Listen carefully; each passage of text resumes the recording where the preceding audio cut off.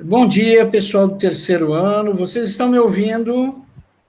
Estão me ouvindo aí? Bom dia a todos. Muito obrigado. Nós vamos... Primeiro, eu vou colocar aqui no chat para vocês um link. Esse link é de um material que eu preparei. Neste link, vocês abrirão um material que contém tudo que é necessário para que nós façamos uma boa prova. Lá vocês encontrarão links de acesso às videoaulas, encontrarão links de acesso a material teórico, e também lá estará contida a nossa revisão para a nossa prova, que ocorrerá na semana que vem. Então, primeira coisa, eu vou colocar o link aqui para vocês, no chat, e vou pedir que vocês cliquem no link para ver se tudo está ok, se estão conseguindo acessá-lo, se não há nenhum problema. Aí está o link. Dê acesso ao material do qual eu falei. Por favor, cliquem no link e me dê o retorno se vocês estão conseguindo acessá-lo, estão conseguindo visualizar as opções que o link oferece a vocês.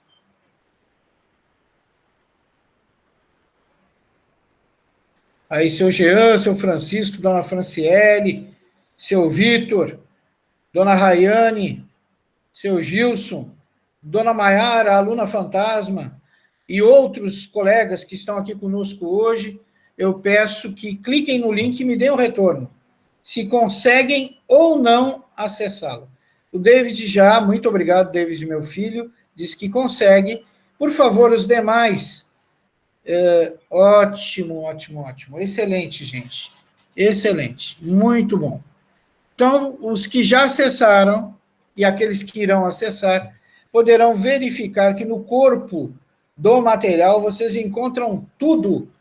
Os links para as videoaulas, links de acesso, desculpe, links de acesso aos slides com os quais eu compus a videoaula e também expliquei, e o exercício de revisão que se encontra na segunda página.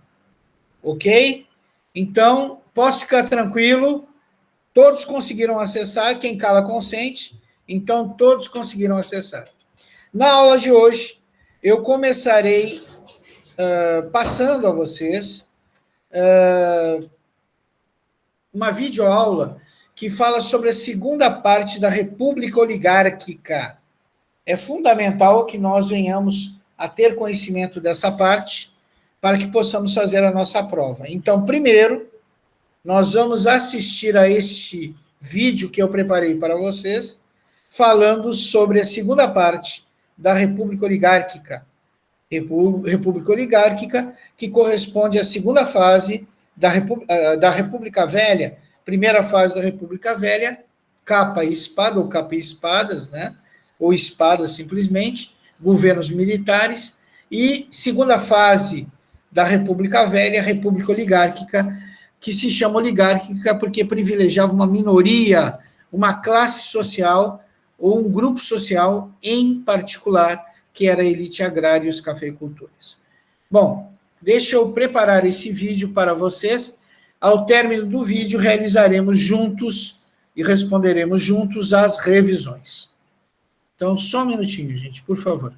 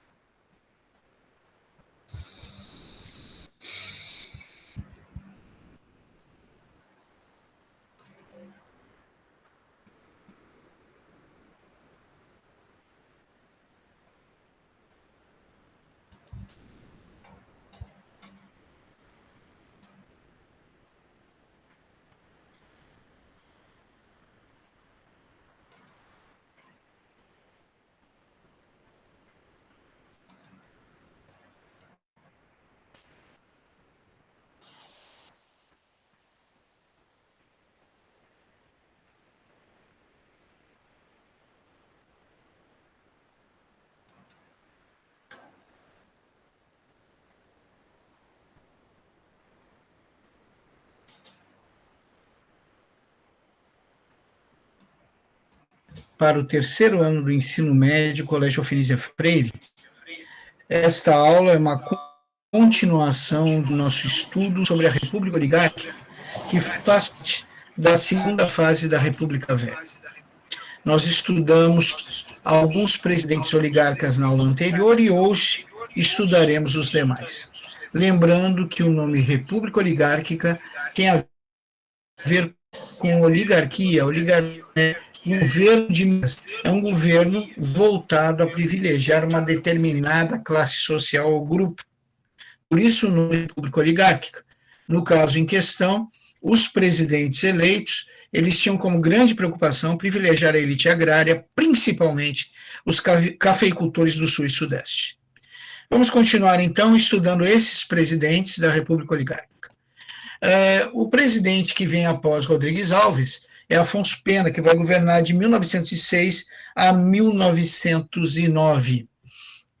Vocês devem lembrar que no governo Rodrigues Alves houve a tentativa de implantação do programa de valorização do café, o famoso Convênio de Taubaté, que é um absurdo, é a utilização de impostos que tem como fim educação, saúde e segurança, é utilizar esse dinheiro para a compra dos excedentes de café. Ou seja, tudo que os cafeicultores não conseguissem vender para o mercado interno e externo, o governo se comprometia a comprar para manter estoques reguladores de preço, ou seja, para o preço do café não cair ainda mais, não se desvalorizar ainda mais, porque a oferta era maior que a procura. Nós devemos lembrar que, nesse período, não é só o Brasil que vende café. Muitos outros países se voltam a esse cultivo e o excesso de demanda vai fazendo com que o preço do café despenque literalmente. Ele vai baixando cada vez mais. Para resolver esse problema, friso, o problema dos cafeicultores... Gente, estão visualizando e ouvindo direitinho aí? Foi elaborado pelos presidentes oligarcas o tal Convênio de Taubaté, o programa de valorização do café. Bom, o nosso amigo Afonso Pena, ele vai falecer em 1909, 3 anos após ter principiado seu mandato, e vai assumir no seu lugar o seu vice-presidente Nilo Peçanha. Então, Afonso Pena, o que se destaca nesse breve governo? Se destaca que o convênio idealizado lá no governo de Campos Salles, que era o programa de valorização do café, o famoso Convênio de Taubaté, que foi elaborado para ser implantado no governo Rodrigues Alves, agora no governo Afonso Pena, finalmente ele será implantado. Ou seja, finalmente os cafeicultores vão utilizar os recursos públicos para se abastecerem, para manter a sua abastança, sua riqueza. Bom, o nosso amigo Afonso Pena morre, assume o vice Nilo Peçanha. O Nilo Peçanha vai ter um governo muito breve, 1 ano apenas, né? E a grande realização do governo de Nilo Peçanha será a criação do Serviço de Proteção ao Índio, na época dirigido pelo Marechal Cândido Mariano da Silva Rondon. Né? O grande acontecimento do curto governo, então, de Nilo Peçanha é a criação do Serviço de Proteção ao Índio. E também, não podemos esquecer, a sucessão presidencial. A sucessão presidencial pós-governo Nilo Peçanha teve 2 candidatos. Hermes da Fonseca, que era o representante das oligarquias, era o representante da situação, e o candidato Rui Barbosa. Rui Barbosa, sim, o Águia de Aia, o orgulho brasileiro, se candidatou à presidência e o seu lema era uma campanha civilista, ou seja, ele queria colocar no poder um civil sem ligações com a elite agrária, sem ligações ou subserviência aos cafeicultores. O nosso amigo Rui Barbosa também, em seu plano de governo, ele falava de reforma eleitoral, principalmente o voto secreto.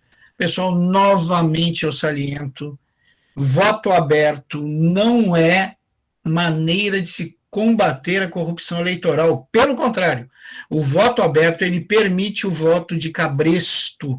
Nós já estudamos isso na aula anterior. O voto aberto faz com que as pessoas que tenham poder financeiro, os empregadores, venham obrigar os seus empregados a votar em seus candidatos. Então, o voto de cabresto é uma forma de corrupção política a mais medonha que existe. Então, voto aberto não é meio de combate à corrupção. Pelo contrário, quem sugere voto aberto, ele quer a maior corrupção política possível, né? Porque isso é comprovado historicamente, em nenhum país do mundo existe voto aberto. O voto secreto, ele, por pior que seja, é a melhor alternativa que nós temos ainda. Além dessa mudança eleitoral, reforma eleitoral com o voto secreto, ele também queria fazer a revisão constitucional e a elaboração do Código Civil. Apesar da grande votação que teve essa eleição, e apesar do Rui Barbosa ter sido relativamente bem votado, ele perde a eleição para Hermes da Fonseca. Ele perde porque nós sabemos que os presidentes oligarcas conseguiam sempre a vitória no pleito eleitoral através de corrupção política, voto de cabresto, política de governadores e por aí vai. Então, a corrupção política elege mais um candidato das oligarquias agrárias. Bom, depois o nosso amigo Hermes da Fonseca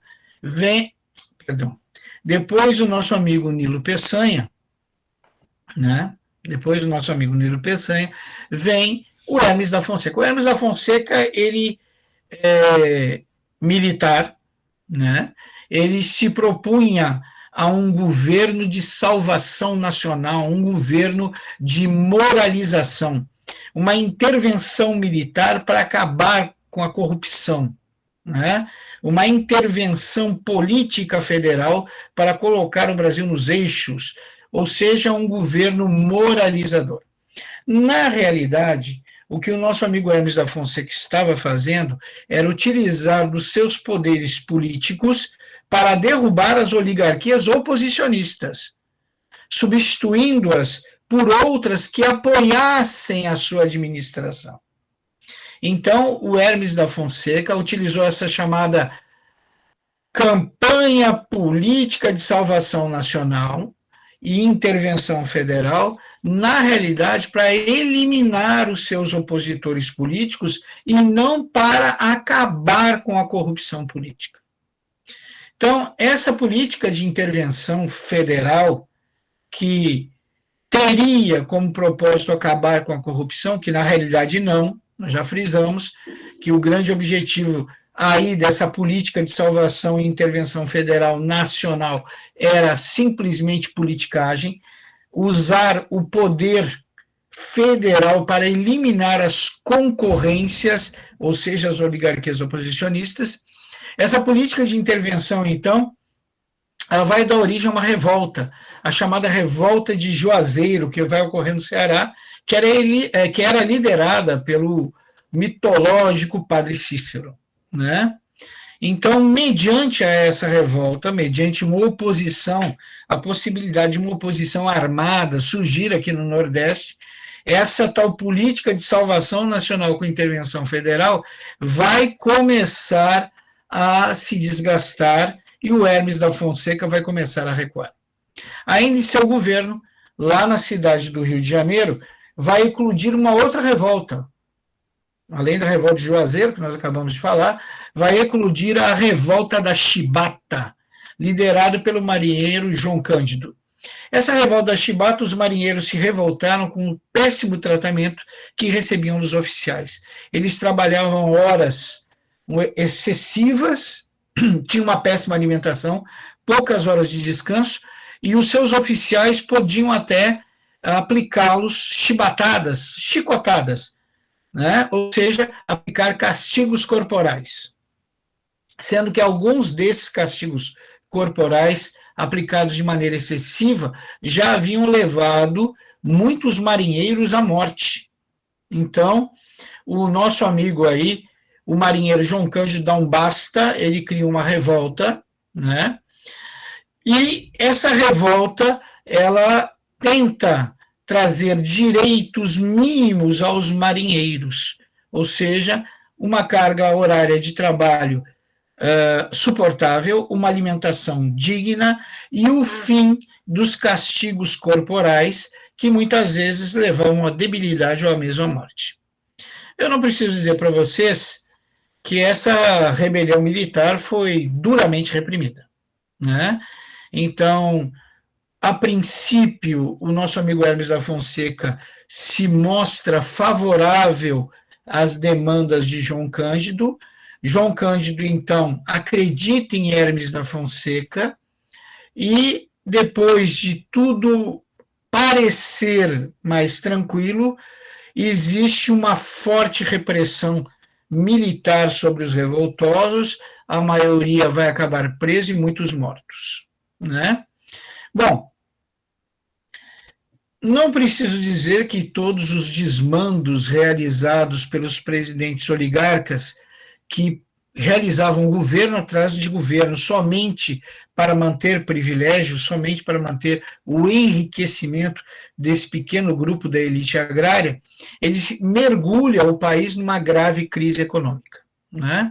Uma grave crise econômica. Essa crise econômica também, não é difícil de entender, acentuada pelo tal programa de valorização do café. Então, essa crise econômica, ela tem dois fatores que são primordiais. Primeiro, a queda nas exportações do café e da borracha, né? Esses dois fatores, a queda da exportação do café e da borracha, são geradores de dificuldades econômicas muitas para o nosso país, uma vez que ele estava centrando toda a sua economia apenas nesses dois setores, ou uma maior parte nesses dois setores.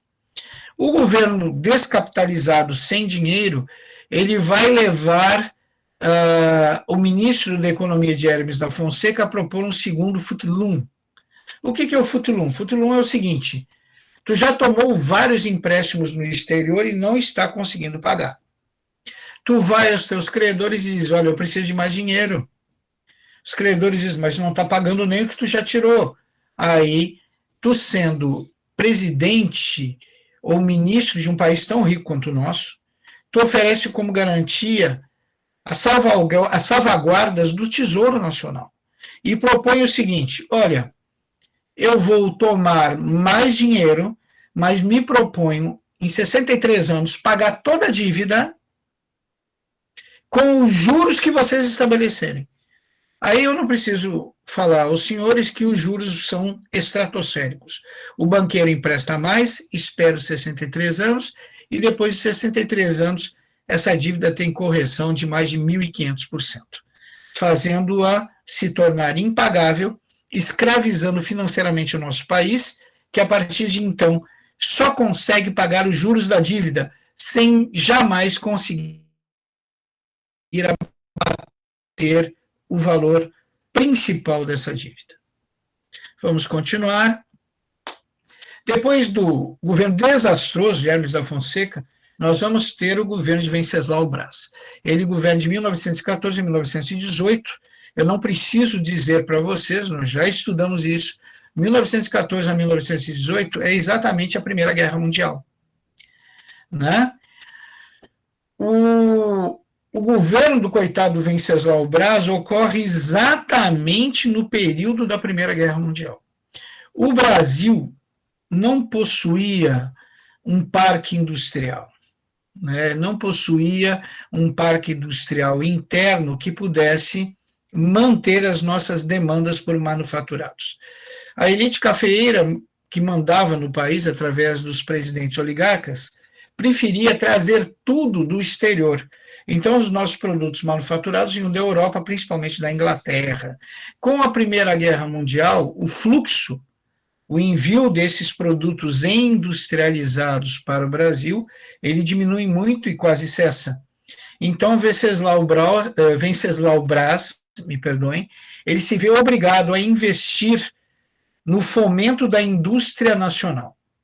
E vai ser no seu governo que vai surgir no Brasil a burguesia industrial, e vai ser no seu governo que nós teremos as maiores greves operárias. O sentimento de classe dos operários se acentua no governo de Venceslau Braz. Por quê?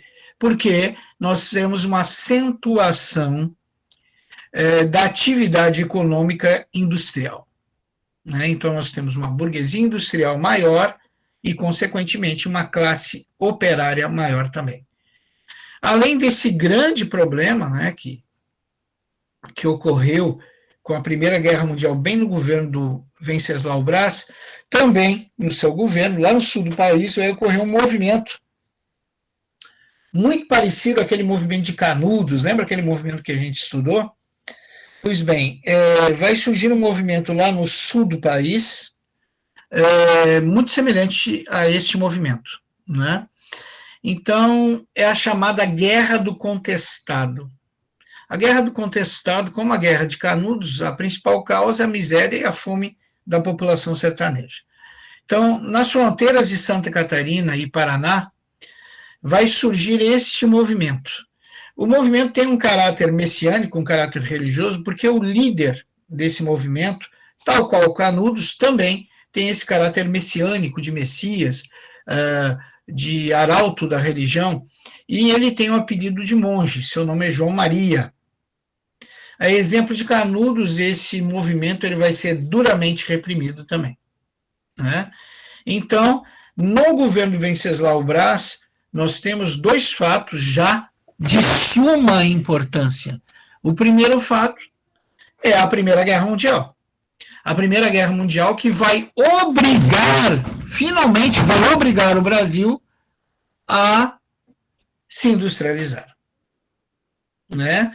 A Primeira Guerra Mundial que vai obrigar o Brasil a se industrializar para a manutenção do abastecimento de produtos manufaturados. E fará, a contragosto, mas obrigado, os presidentes oligarcas investirem no setor industrial, dando origem a uma burguesia industrial e dando origem a uma maior classe operária. Essa maior classe operária e suas demandas não obedecidas, porque praticamente não tinham direitos, vão dar origem a diversos movimentos operários no Brasil. E, além de o surgimento da burguesia industrial, além do surgimento dessa classe operária maior, com suas demandas e suas exigências, nós vamos ter também no governo Venceslau Braz a Guerra do Contestado, liderada por João Maria, o famoso monge, né, que será duramente reprimida pelas forças federais, e os revoltosos serão mortos e os poucos que escaparem serão presos. Bom, vamos falar um pouquinho mais sobre a classe operária nesse período de 1914 e 1918 no Brasil. A classe operária no Brasil, como eu falei anteriormente, vivia em situação muito precária. Eles não possuíam nenhum direito, não tinha salário mínimo, não tinha jornada de trabalho regulamentada, acidentes de trabalho aconteciam diariamente, porque não havia nenhuma preocupação da burguesia industrial em criar condições mais seguras de trabalho aos operários. Então, contra tudo isso, vão surgir diversas greves operárias, sendo que em 1917 vai ocorrer a maior delas. Claro que, como todo movimento operário, é visto por essa república como balbúrdia, como desordem. Então, essa grande greve de 1917 dos operários vai ser duramente reprimida pela polícia. Né? Então, nós estamos observando que o governo do Venceslau Braz foi bem movimentado. Foi bem movimentado e muito importante também para as mudanças em nosso país, dando origem a uma burguesia industrial, dando origem a uma classe operária maior que reivindica os seus direitos e que faz greves para obtê-los, né? E também a demanda da Guerra do Contestado. Né? Bom, gente, a última observação que nós faríamos aqui no governo do Venceslau Braz, uma vez que o movimento operário ele é duramente reprimido pelo governo, pela federação, e qualquer movimento de greve ou operário é visto como desordem social e, por esse motivo, é duramente reprimido pela polícia. Essas ações truculentas do governo federal vão empurrar os operários e o movimento sindical para os braços dos anarcossindicalistas. Nesse período, devido até mesmo à Primeira Guerra Mundial, muitos italianos, muitos europeus vieram para o Brasil para fugir da guerra. E aqui, chegando, muitos deles tinham relações com o anarcossindicalismo italiano, e no Brasil eles veem uma terra fértil para a implantação do anarcossindicalismo. Então, observa, quando o governo federal não ouve sua classe operária, não tenta minimamente conceder as demandas dessa classe operária, ela empurra essa classe operária para os extremos, para as mãos da extrema esquerda. Assim como tem extrema direita, tem extrema esquerda. Então, os nossos operários aí, querendo seus direitos mínimos que fossem, reivindicando esse direito através de greves, mas sempre oprimidos pelas forças federais, pela polícia, são empurrados para os braços da extrema esquerda, do anarquismo e do anarcossindicalismo. Bom, gente, vamos para o próximo presidente. Nós vimos que o governo de Venceslau Braz realmente foi de suma importância, vários fatos importantes ocorreram nele, e nós vamos falar do governo de Rodrigues Alves, ele mesmo, aquele do quadriênio progressista. Rodrigues Alves tenta a reeleição, né, ele vence na realidade, né, em 1918, mas na época havia uma pandemia afetando o nosso planeta, que era a gripe espanhola extremamente agressiva e extremamente mortal. Então a gripe espanhola vai acometer o senhor Rodrigues Alves, ele não vai nem conseguir tomar posse, ele morre antes, né? O Rodrigues Alves não consegue nem tomar posse, ele vai morrer antes, e quem vai assumir no seu lugar vai ser o seu vice, né? O nosso amigo Delfim Moreira vai assumir. Então, o Delfim Moreira, ele vai obedecer à Constituição de 1891. A Constituição de 1891, no seu artigo 42, ela era bem clara, ela dizia o seguinte: se o presidente não cumprir 50% do seu mandato mais um dia, lembra que a gente já estudou isso quando viu o governo de Floriano? Então, o Floriano obedeceu, deu aquele problemão todo, mas o nosso amigo Delfim Moreira vai obedecer o artigo 42. E ele apenas entra para convocar novas eleições, né? Então, o Delfim Moreira cumpre o artigo 42 da Constituição, assume a presidência apenas para convocar novas eleições. Óbvio que quem vai ganhar essas eleições é um representante das elites oligárquicas, novamente, um representante da minoria, da elite agrária, principalmente dos cafeicultores do Sudeste, vai ganhar as eleições. O vencedor desse pleito vai ser Epitácio Pessoa. O Epitácio Pessoa vai governar de 1919 a 1922. Eu não preciso dizer que o governo dele foi bem turbulento.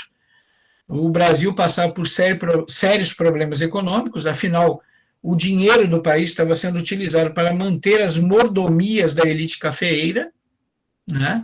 E também havia há pouco tempo terminado uma guerra mundial e o Brasil também foi atingido pela recessão econômica provocada pelo fim da guerra e pelo período de guerra também. Claro, durante a guerra, sérios problemas de abastecimento e problemas econômicos. Após a guerra, problemas de depressão e recessão econômica. Então, vai ser um governo marcado por graves crises econômicas e políticas, e essas graves crises econômicas e políticas terão como consequência a Revolução de 1930, que será tema de uma aula vindoura, né? Então, a crise econômica, eu nem preciso dizer para vocês, ela tem como início a queda gradual e constante dos preços das matérias-primas no mercado internacional, por conta do fim da Primeira Guerra Mundial. Quando terminou a Primeira Guerra Mundial, as matérias-primas ficam muito desvalorizadas mediante os produtos findos, que são os produtos manufaturados. E também o grande acúmulo de matérias-primas não comercializadas durante a Primeira Guerra Mundial e que agora vendidas em proporções gigantescas, com ampla concorrência, diminuindo o preço dessas matérias-primas no mercado internacional. Bom, o setor mais afetado, não poderia ser outro, porque o Brasil praticamente vivia para esse setor, é o setor exportador de café. Então, os detentores do poder foram atingidos por demais por essa crise econômica que atinge o Brasil e é mundial, afinal, é fruto do fim da Primeira Guerra Mundial, onde o mundo todo sofreu uma séria recessão econômica, foi um processo de depressão e recessão econômica mundial. A classe exportadora de café sentiu o bolso arder, né? Também no plano militar, o Epitácio Pessoa ele teve uma infeliz ideia. Ele substituiu ministros militares por ministros civis, em pastas que anteriormente eram ocupadas pelas Forças Armadas. Isso gerou uma maior insatisfação nos militares, que já estavam insatisfeitos com os presidentes oligarcas e pela pouca participação da classe militar no poder. Então, nós vamos ver que o Epitácio Pessoa ele não é muito feliz, né? Não é muito feliz quando ele substitui em uma pasta ocupada por membros das Forças Armadas, ele substitui por um civil. Para o Ministério da Marinha, ele indicou Raul Soares, e para o Ministério da Guerra, o Pandiá Calógeras. Essa nomeação causou um descontentamento monstruoso entre os militares. A oposição militar às oligarquias já existia, na realidade, há muito tempo. Existia uma linha de pensamento dentro do Exército chamado tenentismo. Por que tinha o nome de tenentismo? Porque essa linha, geralmente, em sua grande parte, ela era ocupada por militares mais jovens e de baixa patente, tenentes, cabos, sargentos e até soldados, né? Então, o tenentismo era um programa, era um movimento, desculpe, eu usei o termo programa, não. O tenentismo era um movimento dos militares que propunha a moralização do país. Como eles iam conseguir essa moralização do país? Primeiro, o voto secreto, né? E a centralização da política, o famoso governo forte, né? Governo forte, um governo que faz, que toma as decisões que têm que ser tomadas. Então, o movimento tenentista seguia essa linha. Ele achava que o país estaria muito melhor sob a liderança dos militares. Agora, gente,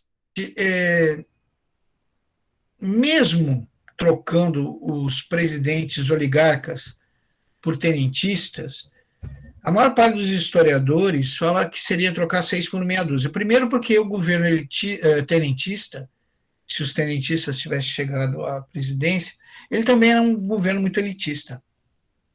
Apesar das propostas deles atingirem todas as camadas, principalmente a camada média, classe média do país, os tenentes, no fundo, por serem positivistas é uma linha filosófica de pensamento, eles se julgavam os únicos capazes de solucionar os problemas do país. O chamado ideal de salvação nacional. Então, o primeiro levante dos tenentes, buscando tomar o poder, buscando se apresentar como sucessores dos presidentes republicanos oligarcas, vai ocorrer em 5 de julho de 1922, é um episódio conhecido como Levante do Forte de Copacabana, também conhecido como os 18 do Forte. O motivo desse levante foi a publicação de cartas. Os jornais publicaram cartas cujos conteúdos ofendiam o exército.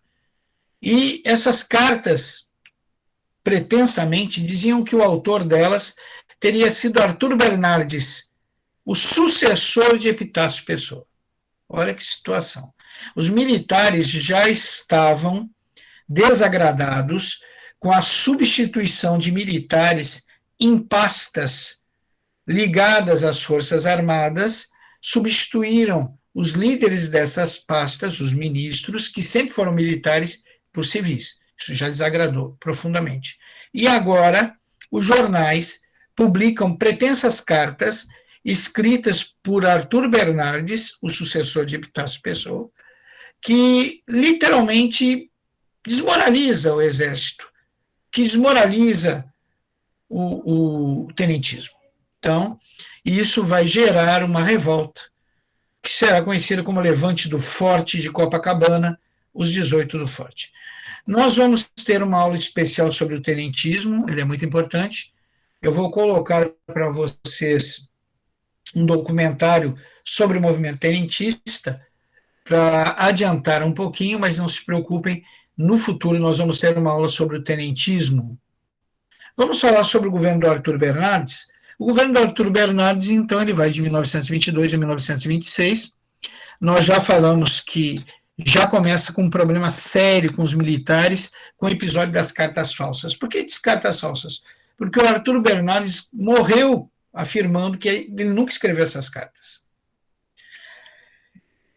Então, mas não adiantou. Ninguém acreditava que ele não havia escrito. E agora ele inicia o seu governo com uma forte oposição militar.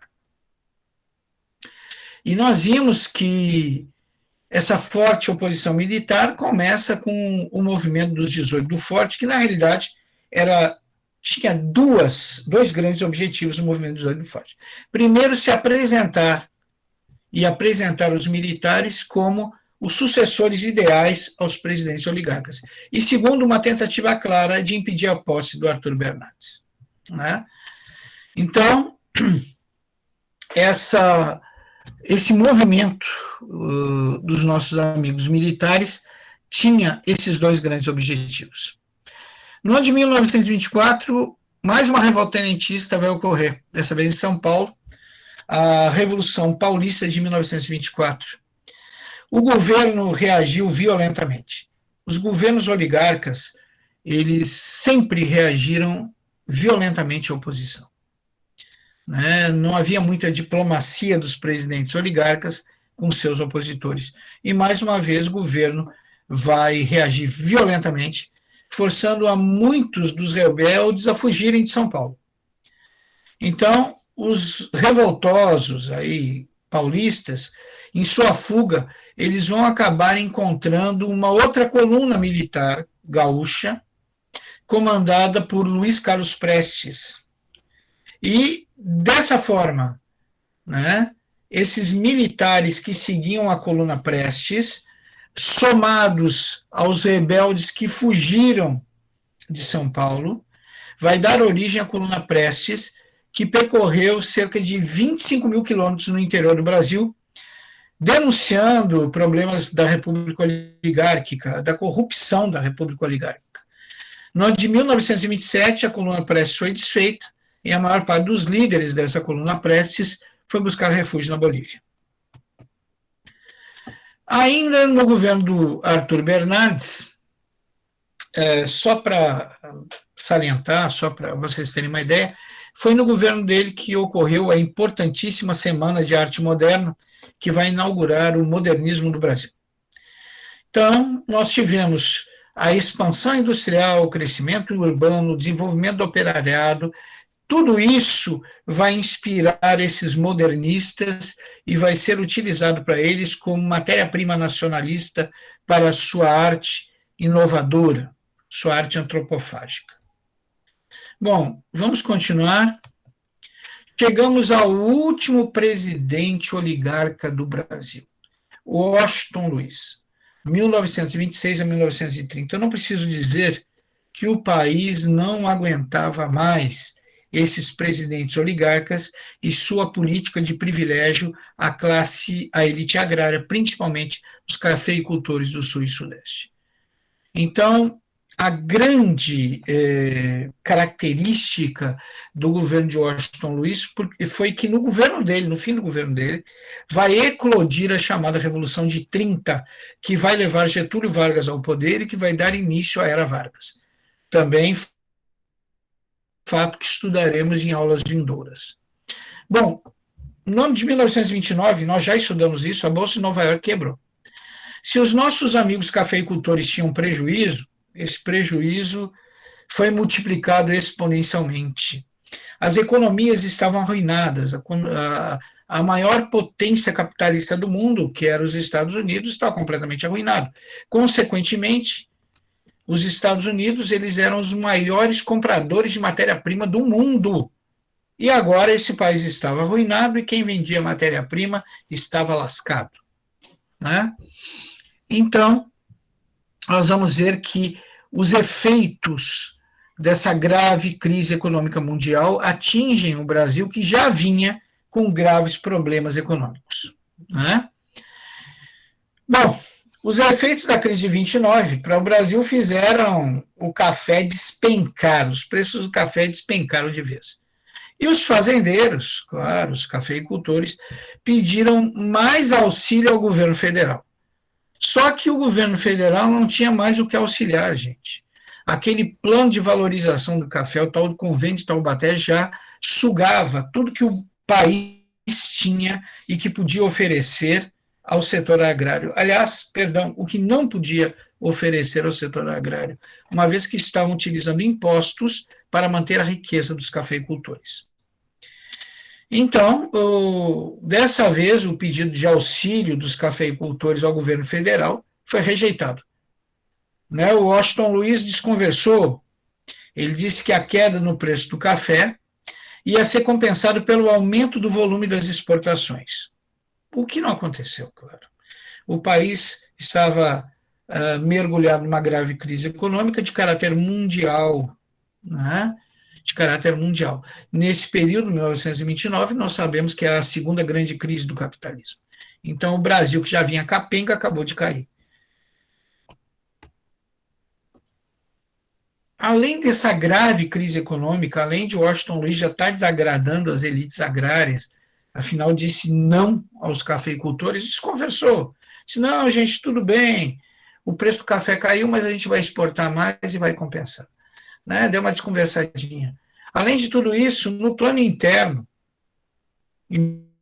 as eleições presidenciais. Eu quero relembrar que havia uma coisa chamada política café com leite. A política café com leite era mais uma forma de corrupção.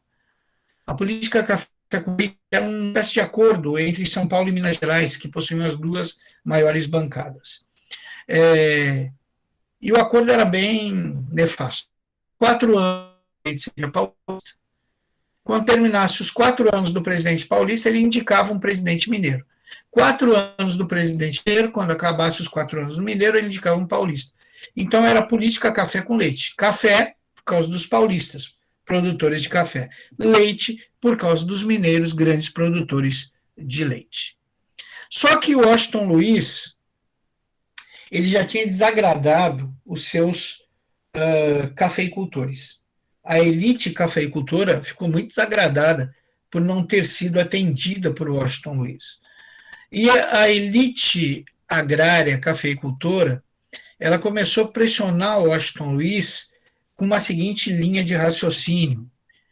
Uma linha de raciocínio que vocês entendem até bem, vou usar até um chavão. Farinha pouca, meu pirão primeiro. O que significa isso? Significa o seguinte, quando os recursos são poucos, as minhas necessidades têm que vir primeiro. Então, o que os nossos amigos, aí, os cafeicultores, principalmente os produtores de café, falaram para o Washington Luiz é o seguinte, olha, os recursos já são poucos. Se entrar um presidente de Minas Gerais, esses poucos recursos, a maior parte deles vai ir para satisfazer as demandas da elite de Minas Gerais. Então, é necessário, Washington Luiz, que tu quebre esse negócio da política café com leite e indique um sucessor paulista, porque daí os poucos recursos serão utilizados nas demandas paulistas, da elite agrária paulista, principalmente dos cafeicultores paulistas. Então, nós vamos ver que o Washington Luiz chuta o pau da barraca, rompe o pacto com os nossos amigos mineiros e indica para seu substituto o Júlio Prestes.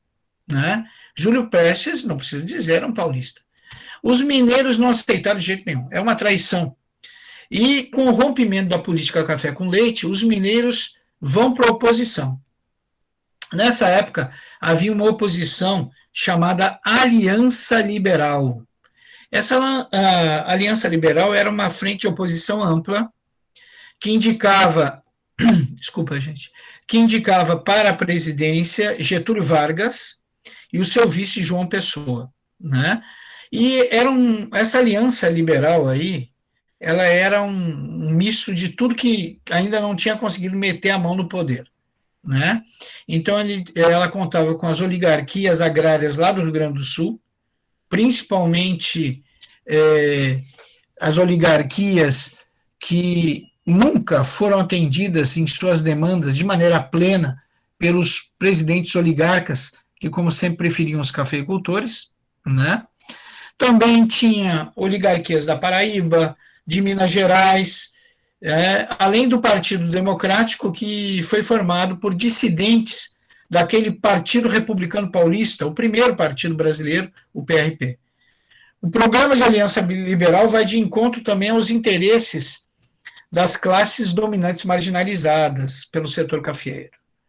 Então, ele luta pelo voto secreto, ele prega o voto feminino, a regulamentação das leis trabalhistas, a instituição de uma maior centralização política.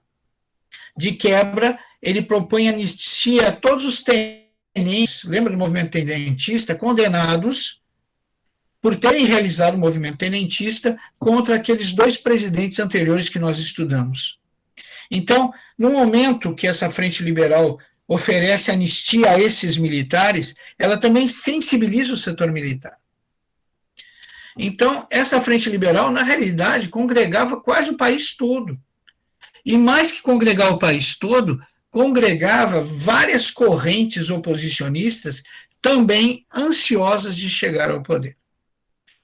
Eu não preciso dizer que, apesar do país e boa parte daqueles que nunca conseguiram enfiar a mão no poder detidamente, estarem do lado do nosso amigo Getúlio Vargas, graças às fraudes eleitorais, de novo, quem vai ganhar é um presidente oligarca, é o candidato de Washington Luiz, Júlio Prestes. Só que dessa vez eles não tinham nenhuma espécie de apoio popular, a classe média estava na miséria, e se congregou essa grande aliança liberal que apresentou Getúlio Vargas como opção política. Eles não tinham mais o apoio das elites agrárias de forma geral, boa parte das elites agrárias que sempre foram deixadas de lado, né? Uma vez que, eu friso isso, gente, quando a gente fala elite agrária é uma coisa muito ampla, mas na realidade a República Oligárquica, ela defendia os interesses da elite agrária, mas mais especialmente dos cafeicultores do Sudeste. Então, muitas das oligarquias agrárias, muitas das elites agrárias sempre se sentiram desprezadas ou não totalmente valorizadas por esses presidentes oligarcas. Sem contar nos militares que queriam participação no poder, que acreditavam que somente eles tinham as ferramentas, os conhecimentos, a moral e o poder centralizador para fazer o país ir para frente. A classe média urbana também, que estava na miséria, como eu já falei anteriormente, também não apoiava mais essa república oligárquica. Sendo assim, sem apoio, né, o nosso amigo aí, o Washington Luiz, e o seu indicado, né, o Júlio Prestes, eles vão ter um futuro não muito agradável. Alguns tenentes, né, Juarez Távora e João Alberto, vão iniciar uma conspiração para evitar a posse do Júlio Prestes, né? Só que aí eu chamo a atenção de vocês.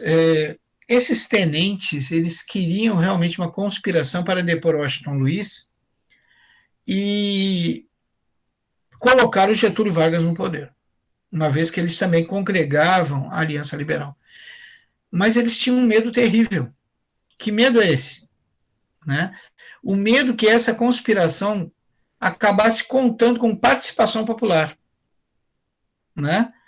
E quando eles finalmente tomassem conta do país, ou depusessem Washington Luiz e a República Oligárquica, eles tivessem que partir o poder ou respeitar as demandas dos populares, da população.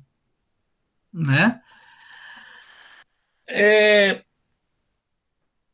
Então, é uma coisa muito estranha, o medo que a população assuma parte ativa no controle do país é uma coisa presente desde o surgimento da República. E isso não tem nada a ver com direita nem com esquerda. Candidatos da direita falam isso abertamente, que nunca foi permitida a participação real da população nos governos republicanos. Né? Então, é uma coisa muito presente na República Brasileira esse fato de retirar a participação popular dos eventos históricos que levam ao poder. E tem uma frase terrível aqui, que era pronunciada não só pelos tenentistas, mas também por segmentos da elite agrária, líderes oligárquicos que faziam parte da Aliança Liberal. Como eu expliquei para vocês, e friso várias vezes, explico milhares de vezes, me repito quantas vezes for necessário, nessa Aliança Liberal também haviam elites agrárias e oligarquias que se sentiam desprestigiadas pela República Oligárquica, pelos presidentes oligarcas, que tinham uma visão mais voltada para as demandas da elite agrária do Sudeste, principalmente os cafeicultores. Eu repito muito isso para que vocês fixem, porque isso foi tema recorrente de Enem e de provas vestibulares. Vamos voltar aqui. Então, o medo dos tenentes de fazer essa conspiração, fazer essa revolta, e acabar essa revolta tendo participação popular, não era só dos militares, não. Era um medo que também estava presente nas elites agrárias, nas elites oligárquicas que estavam também inclusas na Aliança Liberal. E aí vem uma frase terrível pronunciada pelo governador de Minas Gerais, que sintetiza mais ou menos o que a elite política do Brasil pensa até hoje. E essa frase é: façamos a revolução antes que o povo a faça. Essa frase é de autoria do senhor Antônio Carlos Andrade, governador de Minas, aquele que ficou muito chateadinho quando o Washington Luiz não cumpriu a política café com leite e, por isso, passou a integrar a Aliança Liberal. O grande medo dessa gente, o grande medo dos militares, dessas oligarquias que estavam inclusas na Aliança Liberal, era esse: que a população fizesse essa revolta, ou participasse dessa revolta, e depois eles fossem obrigados a dividir o poder com a população. Bom, continuando, gente, o estopim desse movimento, porque eu repito aqui uma frase que eu digo para vocês às vezes: tudo que está ruim pode ficar pior. O estopim desse movimento vai ser a morte do João Pessoa, o vice do Getúlio Vargas, que foi assassinado. Né? A morte do João Pessoa nunca foi totalmente esclarecida, mas é óbvio que foi atribuída às oligarquias que estavam no poder. Então, essa morte foi a gota d'água necessária para se iniciar uma revolta que ia impedir que Júlio Prestes assumisse o poder e que ia derrubar o Washington Luiz. Né? Bom, nós vamos ver então que em 3 de outubro, sob o comando de Góes Monteiro, vai eclodir uma revolta lá no Rio Grande do Sul. Em 4 de outubro foi a vez de Juarez Távora, que já estava planejando, né? Iniciou uma revolta na Paraíba. Por fim, em 24 de outubro de 1930, temendo uma guerra civil, o alto comando das Forças Armadas do Rio de Janeiro desencadeou um golpe de Estado, depôs o Washington Luiz e impediu a posse de Júlio Prestes, e formou uma junta pacificadora composta pelos generais Mena Barreto, Tasso Fragoso e pelo almirante Isaías Noronha.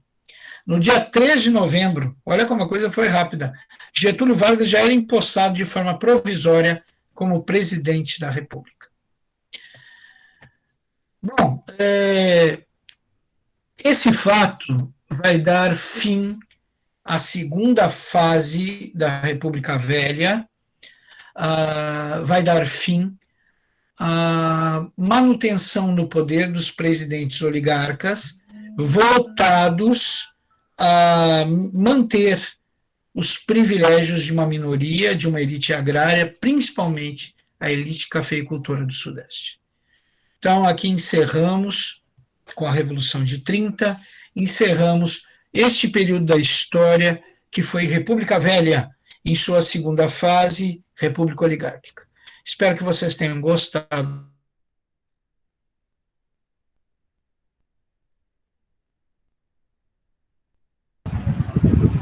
Pessoal, terminamos dessa forma a apresentação sobre a segunda fase da República Oligarca e passaremos agora a realizar os exercícios de revisão que se encontram na segunda página dessa apostila de conteúdos que eu enviei via link para vocês. Então, eu vou responder junto com vocês para que vocês fiquem com essas respostas. E essa aula de hoje está sendo toda gravada e eu colocarei também na plataforma, caso vocês venham a desejar visualizar as respostas comentadas que eu darei a partir de agora sobre esse questionário, sobre essa revisão. Tá bom? Vamos para lá, então.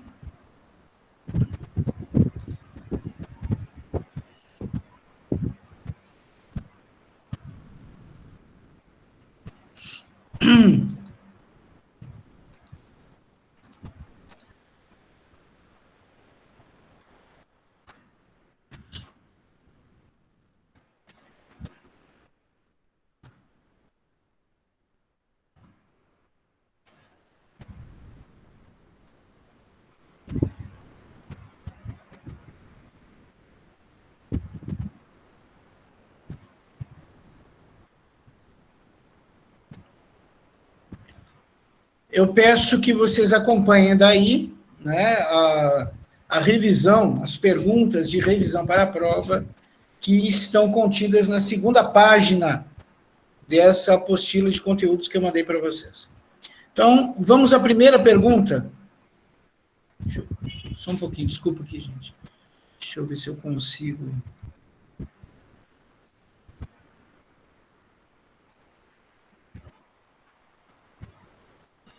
Pronto. Vamos lá, então. Vamos para a primeira pergunta. A primeira pergunta é: qual foi o primeiro presidente oligarca, e qual a principal característica do seu governo? Então, a primeira pergunta: qual foi o primeiro presidente oligarca? Vocês podem acompanhar daí, né, visualizando a segunda página dessa apostila de conteúdos que eu acabei de dar para vocês via link. Tá? Por isso que eu não estou apresentando. Vocês acompanham por aí e já vão completando aí no seu caderno. Qual foi o primeiro presidente oligarca? O primeiro presidente oligarca foi Prudente de Moraes. O primeiro presidente oligarca foi Prudente de Moraes. E qual a principal característica do seu governo? Então, nós podemos... Deixa eu arrumar uma coisa aqui. Ai, pronto, arrumei. nós podemos observar que essa pergunta se divide em duas partes. A primeira parte é qual foi o primeiro presidente oligarca? Facílimo, Prudente de Moraes. A segunda parte é qual foi a principal característica do seu governo? A principal característica do governo do Prudente de Moraes, assim como a principal característica de todos os governos oligarcas, é que eles governavam para uma minoria e privilegiavam esta minoria. Em questão, a minoria que estamos falando é a elite agrária, mais especificamente os cafeicultores. Então, a principal característica do governo de Prudente de Moraes é o privilégio de uma minoria, é o governo voltado aos interesses da elite agrária, principalmente dos cafeicultores. Então, é o privilégio de uma minoria, a principal característica do governo de Prudente de Moraes é o privilégio de uma minoria, né? Ele governa por uma minoria, ele privilegia uma minoria, em particular a elite agrária, se destacando os cafeicultores. Tá ok? Então, essa seria a resposta da questão 1. Vamos, qualquer dúvida que vocês tenham, por favor, transcrevam aí no chat, eu vou ter maior prazer em responder. Vamos para 2. O que motivou a destruição de Canudos? Nós vimos que a revolta de Canudos acontece no governo de Prudente de Moraes, e Canudos se torna perigoso para a sociedade da época, porque atinge os interesses de dois grupos, de dois componentes sociais muito importantes. Primeiro, a Igreja. A Igreja Católica estava perdendo fiéis para Antônio Conselheiro, ou seja, os fiéis preferiam ir à comunidade de Canudos e ouvir as pregações de Antônio Conselheiro do que ir para a igreja. Então, o primeiro motivo foi que Canudos tirava fiéis da igreja. E o segundo motivo? O segundo motivo é que Canudos, que era uma comunidade cooperativa, ou seja, não havia propriedade, tudo era de todos, e igualmente dividida, assim como não haviam classes sociais, Canudos, por este motivo, passou a retirar trabalhadores do latifúndio, principalmente das fazendas de café. Então, Canudos tirando fiéis da igreja e tirando trabalhadores dos latifúndios, principalmente das grandes fazendas de café, se torna uma ameaça à sociedade de então, e a igreja e a elite agrária pedirão a Prudente de Moraes a destruição de Canudos. Então, o que motiva a destruição de Canudos? Primeiro, que ela está retirando fiéis da Igreja Católica. Segundo, que ela está retirando trabalhadores dos grandes latifúndios, das grandes propriedades agrárias. Então, primeiro, está tirando fiéis da igreja, e segundo, retirando trabalhadores camponeses dos grandes latifúndios, das grandes propriedades agrárias. Vamos para número 3. Campos Salles foi considerado um dos responsáveis pelo atraso na formação... Vamos de novo. Campos Salles foi considerado um dos responsáveis pelo atraso do Brasil na formação do seu parque industrial. Por quê? A resposta é porque Campos Salles concentrou todos os investimentos federais no setor agrário. Campos Salles concentra todos os investimentos federais no setor agrário e justifica isso, é o porquê, né? Dizendo que o destino do Brasil é ser o celeiro do mundo, que o Brasil tem um destino agrícola. Então, resposta: Campos Salles concentra todos os investimentos federais na atividade agrária, e ele justifica dizendo isso, que o Brasil era e seria o celeiro do mundo, e que o destino do Brasil era a agricultura. Né? Sem investimentos, o setor industrial brasileiro não se desenvolve, e é por isso que nós amargamos, quer dizer, esse é um dos motivos pelos quais nós amargamos esse atraso industrial até hoje. Vamos para número 4. Explique a corrupção política, denominada política de governadores. E em qual governo foi criada? Bom, vou começar pelo fim. Foi criada no governo Campos Salles. A política dos governadores era: os governadores apoiariam completamente, sem nenhuma dúvida, sem criar nenhuma contestação, todas as atitudes do presidente da República. Então, primeira parte desse acordo é os governadores apoiando e aprovando totalmente as medidas tomadas pelo presidente. Então, não há oposição por parte desses governadores às medidas tomadas pelo presidente. E em contrapartida? Em contrapartida, o presidente garante aos governadores que somente os candidatos indicados por eles tomarão posse em cargos públicos. Ou seja, quando um membro da oposição ganhava uma eleição, vamos supor, para deputado federal, antes dele assumir o cargo, antes dele se proclamar, ganhar o diploma de congressista, de deputado federal, existia um conselho de ética lá no Congresso, manipulado pelo presidente, que impedia que esse político da oposição tomasse posse, acusando-o de corrupção ou de conduta imprópria. Esse processo era tão comum de impedir que políticos da oposição tomassem posse, que ficou conhecido como o método da degola.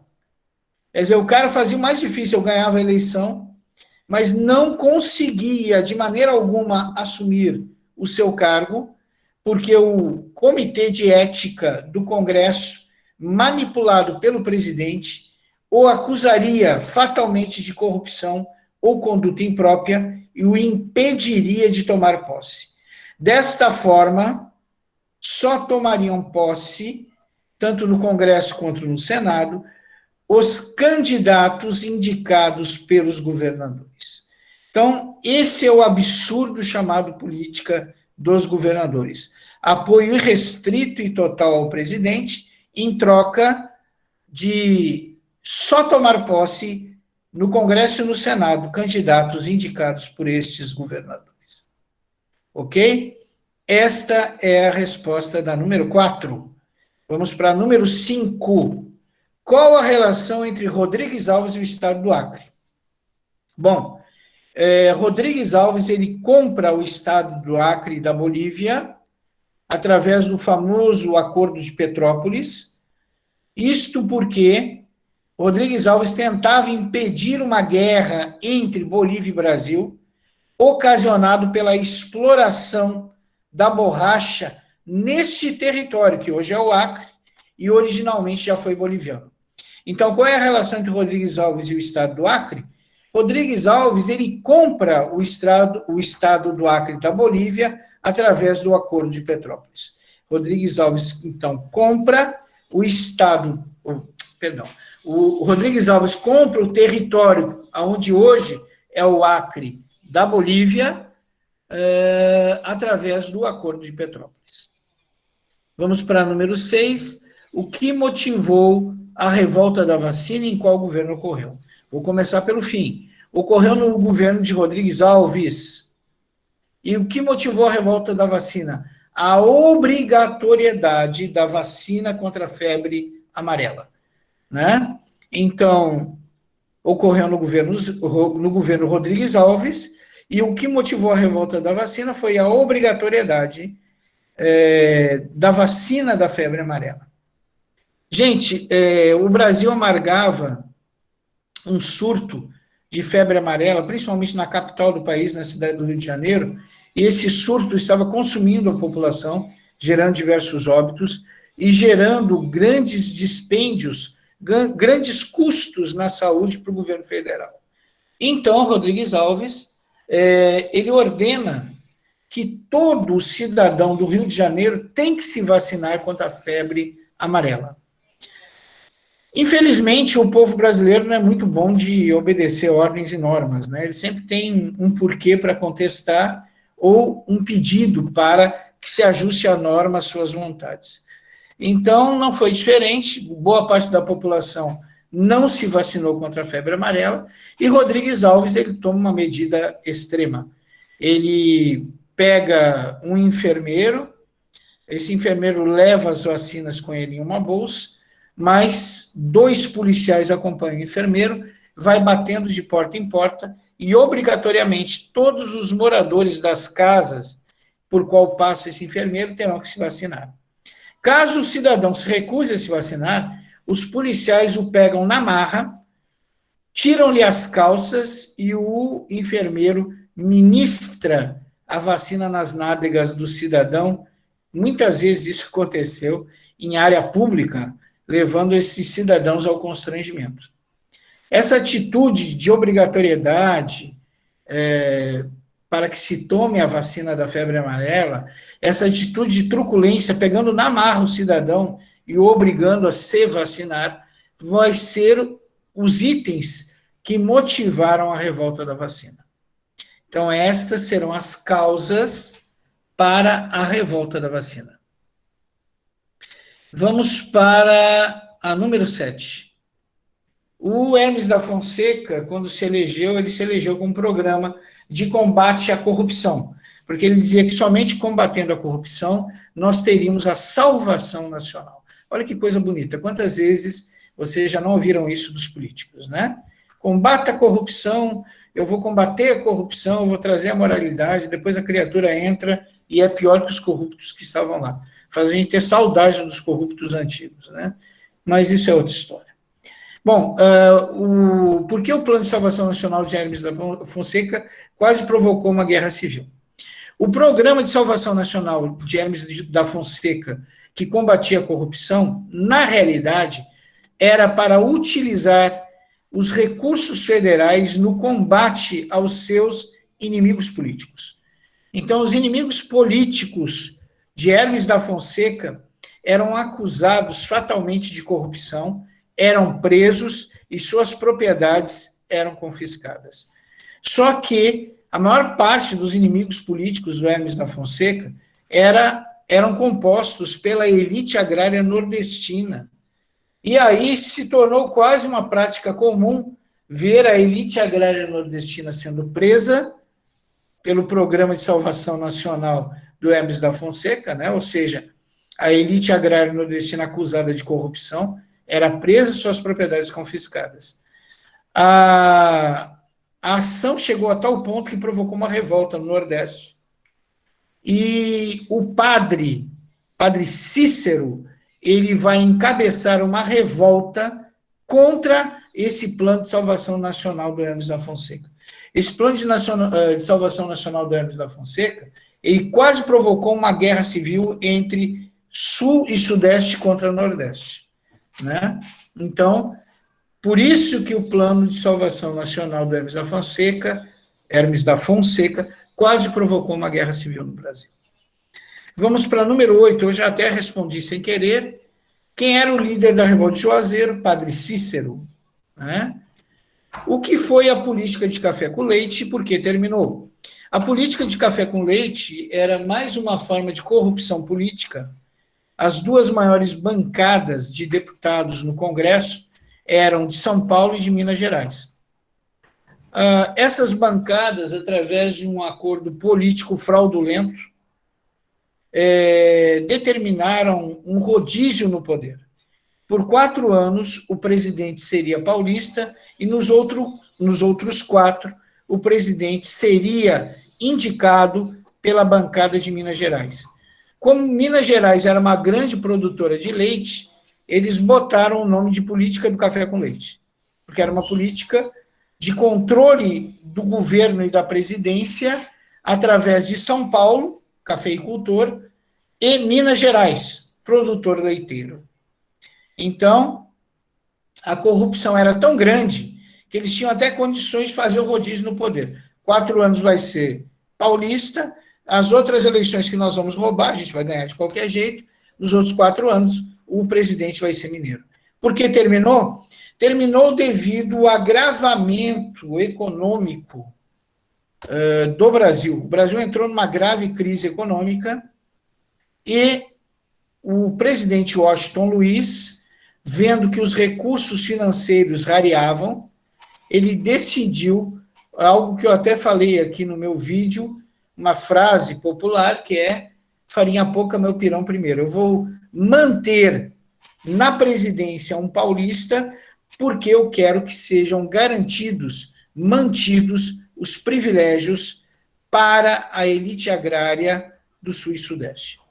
Então, quando chega na hora da alternância do poder, quando chega na hora do nosso amigo aí, o Washington Luiz, passar o chapéu da presidência para o mineiro, ele vendo as condições econômicas que o Brasil estava mergulhado, vendo que havia poucos recursos, ele simplesmente cancela o acordo café com leite, mantém um paulista no poder, o Washington Luiz vai indicar Júlio Prestes, e os nossos amigos mineiros vão ficar aí chupando parafuso para ver se vira prego, né? Ou seja, vão ser retirados do processo da presidência.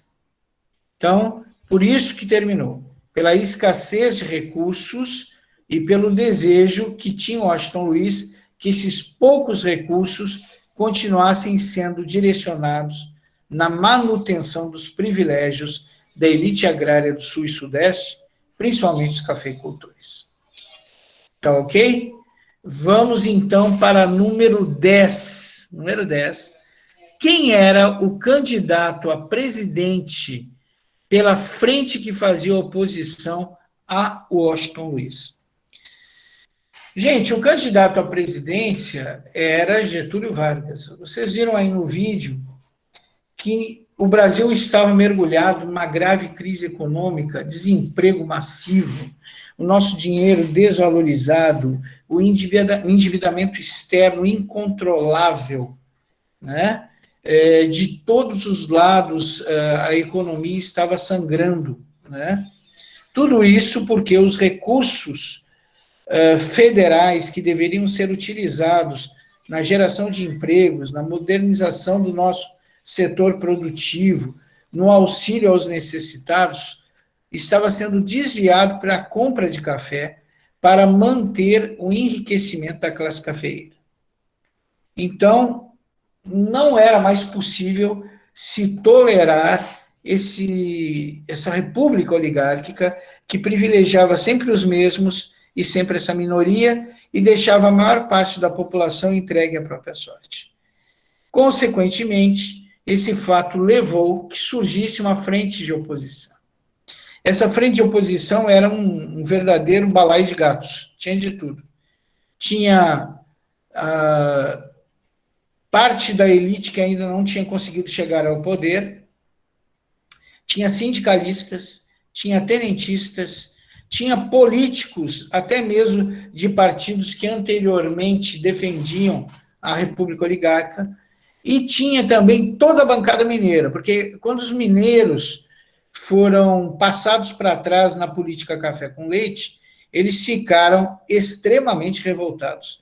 Então, os mineiros, que eram antigos parceiros da República Oligárquica, antigos parceiros dos paulistas, se revoltam e se juntam a essa frente de oposição. Essa frente de oposição que combate tudo que a República Oligárquica representa e faz, pelo menos teoricamente, e tem como candidato à presidência Getúlio Vargas. Então, esta seria a resposta da 10ª questão. 11ª, que fato encerra a República Oligárquica?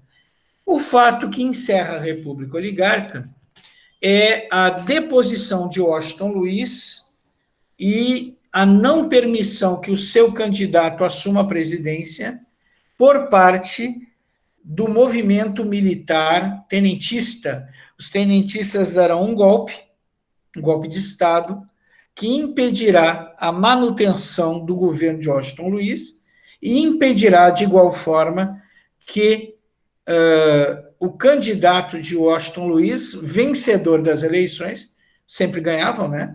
A República Oligárquica, os candidatos da situação sempre ganhavam, porque a roubalheira era grande. E olha que o voto era de papel, viu? Bom, voltando para cá. Esse fato do golpe de Estado derruba o nosso amigo, o Washington Luiz. Então, uma junta militar passa a governar o país por um curto período de tempo e depois, de forma provisória, entrega o governo do Brasil a Getúlio Vargas. De forma provisória, porque todos os componentes dessa frente dessa frente de oposição, queriam assumir o controle do país, queriam a presidência. Tá ok? Então, o fato que encerra a República Oligárquica é a revolta ou Revolução de 30. Tá? A revolta ou Revolução de 30 é o fato que encerra a República Oligárquica.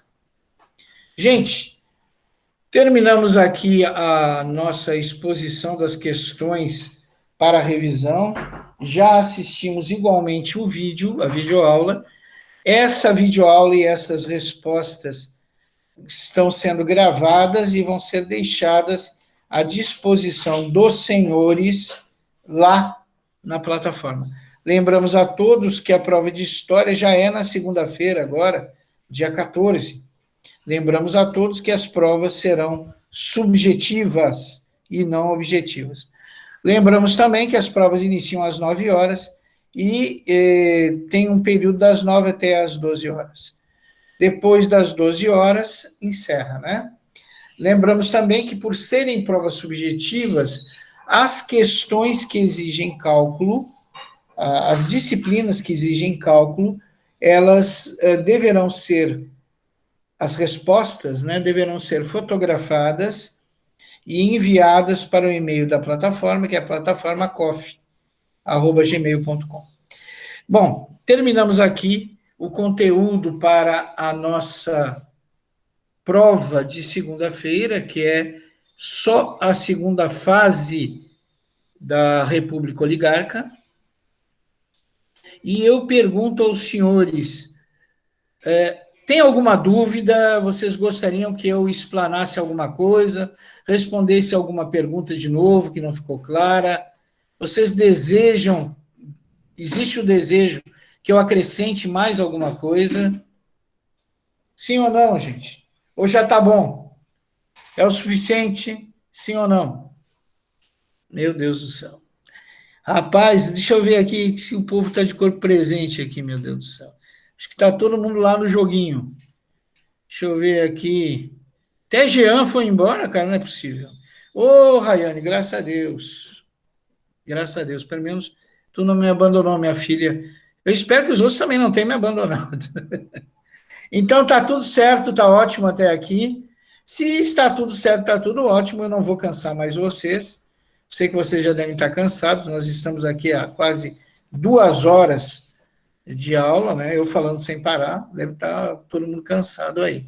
Se não existe mais dúvidas, então encerramos por hoje e vou aproveitar para desejar a vocês um bom recesso, né? Vocês sabem que depois das provas da semana que vem, a partir do dia 19 de junho, nós entramos no período de recesso, aquelas fériasinhas do meio do ano, que irão de 19 de junho a 19 de julho, tá bom?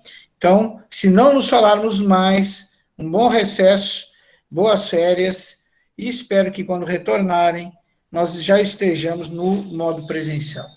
Muito obrigado, um bom dia, um bom fim de manhã a vocês, uma boa tarde, e que Deus os abençoe. As notas, meu anjo, o boletim, segundo o nosso calendário, ele será emitido no dia 30 de junho, aqui na plataforma. Quer dizer que mesmo em férias, de qualquer lugar, tu pode acessá-lo pelo teu celular ou de qualquer forma que tu deseje.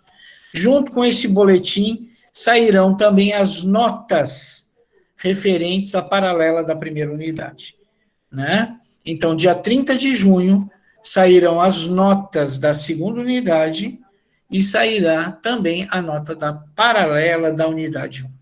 30 de junho, tá ok? Muito obrigado, gente. Um abraço a todos, saudade de todos e que Deus os abençoe. Até breve.